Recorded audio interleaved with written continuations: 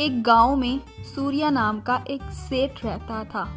उसका एक इकलौता बेटा था, धनराम। सूर्या ने अपने बेटे की शादी तय की और पूरे गांव में कार्ड बांटने लगा। शादी तुक्कापुर गांव में 10 मार्च को है।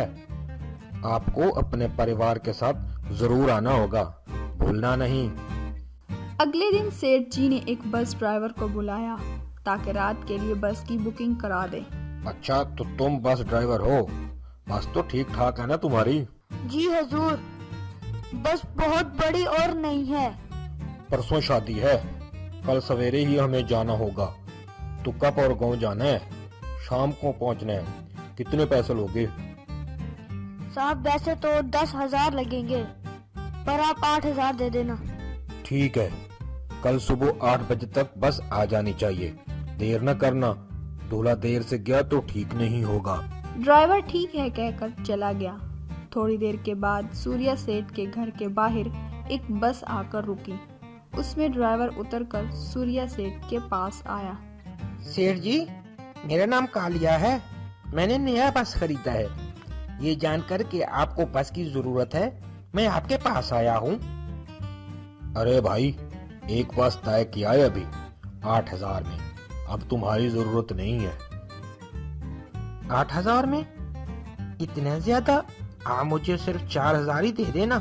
मैं ग्राहक की तसल्ली को ही अच्छा समझता हूँ, पैसों की लालच नहीं है। बस भी बहुत बढ़िया है, आप देख लो। उसकी चिकनी चुपड़ी बातों से सूर्या सेठ लालच में आ गया। एक को 4,000 बच रहे थे, ऊपर से बस भी नहीं थी। ठीक है, कल सवेरे चलना है। अब तुम जाओ। बेटा, पहले वाले ड्राइवर से कोई बहाना करके उसकी गाड़ी को कैंसिल करवा दो।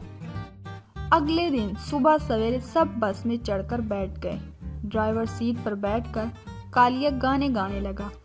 मौत आनी है, आएगी एक दिन, जान जानी है, जाएगी एक दिन। अरे ये क्या, ऐसे शुभ मौका पर ये बकवास गाने गा रहे हो? बंद करो ये सब, चलो अब देर हो रही है।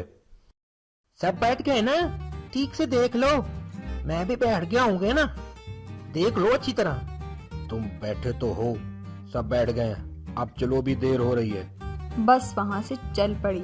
बस इतनी धीरे से चल रही थी कि साइकिल और बैलगाड़ी भी उससे आगे निकलने लगे।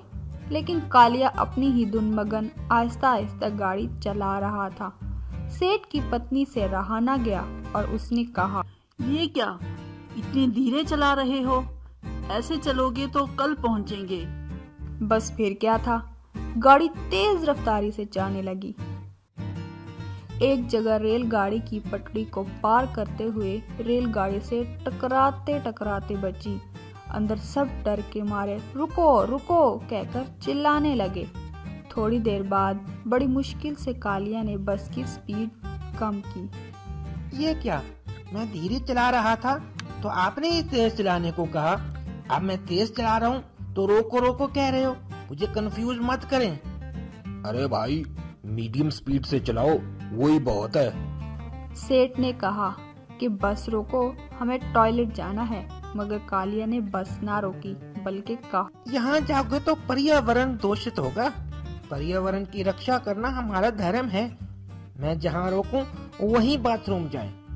इसके बाद वो एक गांव में भीड़ में बस रोककर बोला, हाँ, इस चौपाल के पास जाकर आप टॉयलेट कर लें, यहाँ ठीक ही होगा।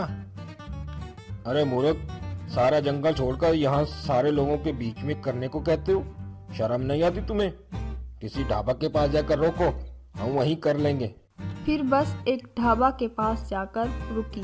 सब बाथरूम जाओ, उसके बाद भोजन करके ही चलते हैं। इसके बाद उन्होंने भोजन किया। फिर सब बस में चढ़ने ही वाले थे कि बस तेजी से चली गई। वो रोको रोको कहकर उसके पीछे भागने लगे। तकरीबन 1 घंटे के बाद बस वापस वहाँ लौटी। ये क्या, आप लोग चढ़े नहीं? मैं समझा आप लोग बैठ गए हो, इसलिए चला गया। बड़े काहिल हो तुम लोग, आप जल्दी से चढ़ जाओ। फिर बस चलने लगी और वो एक जंगल के रास्ते पर जाने लगी। सेठ के पूछने पर कालिया ने कहा कि ये शॉर्टकट है, सोचा जल्दी ले चलूं। इसके बाद बस एक तालाब में उतरकर जाने लगी। बस तकरीबन डूबती ही जा रही थी। अंदर सब डर कर पानी पानी, अरे रोको रोको कहकर चिल्ला रहे थे। ये क्या, आप हर बात पे टेंशन लेते हो? वहाँ जाने के बाद स्नान करना पड़ता ना, टाइम वेस्ट क्यों करें? यही सोचकर आप लोगों को स्नान करा दिया। कालिया ने एक जगह जंगल में बस रोककर बाथरूम का कहकर चला गया। सेठ ने कहा कि जब हमने कहा तो तुमने मना कर दिया, अब तुम खुद ही जा रहे हो। तो कालिया ने कहा कि यात्रियों को मना है, ड्राइवर को नहीं। कालिया बहुत देर होने पर भी नहीं लौटा। अंधेरा हो गया था। वो नहीं जानते थे कि वो बस के ऊपर छत पर सो रहा था। वो भी सारे बस में ही सो गए। सवेरे होते ही वो बस के पास आया। अरे भाई, रात भर कहाँ मर गए थे तुम? जानते नहीं थे कि सुबह होते ही शादी है? शाम के 7 बजते ही मैं जहाँ भी हूँ सो जाता हूँ। कल भी यही हुआ। मैं बस चलाता हूँ तो हादसा हो सकता था, मैंने तो तुम्हारा भला ही सोचा। बस जब लड़की वालों के घर के सामने आकर रुकी तो वहाँ दुल्हन की शादी किसी और से हो चुकी थी। क्यों सूर्या सेठ, तुम्हारी अकल है कि नहीं? मुहूर्त के टाइम से पहले ना आकर तुम कहाँ मर गए थे? क्यों तुमने समझा कि तुम्हारे बेटे के सिवा मुझे कोई और दामाद नहीं मिलेगा? मुझे बेइज्जत करने के लिए तुमने ये सब किया।